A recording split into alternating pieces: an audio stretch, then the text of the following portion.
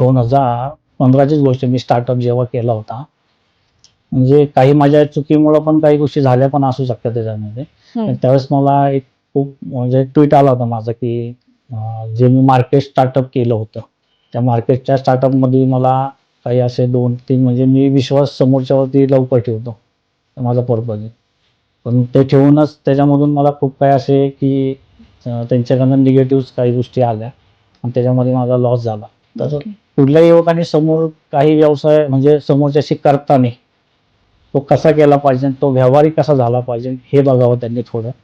कारण आजकाल ह्या जगामध्ये जागेवरती फसवणारे भरपूर लोक आहेत. तर ते माझ्या फसवण्याच्या एक दृष्टिकोनातून मी सांगतो तुम्हाला की माझ्यासमोर तो एक धडा चांगला होता की त्यांनी जे म्हणजे विश्वास जो म्हणतो आपण ते, त्या विश्वासाला तो तडा गेला जास्तीत जास्त. की माझा स्वभावच असा आहे की समोरच्यावरती आपण लगेच विश्वास टाकतो आणि आपल्याला बिझनेस हवा असतो की नाही का, चला हा चांगला बिझनेस करून आपल्याला देईल.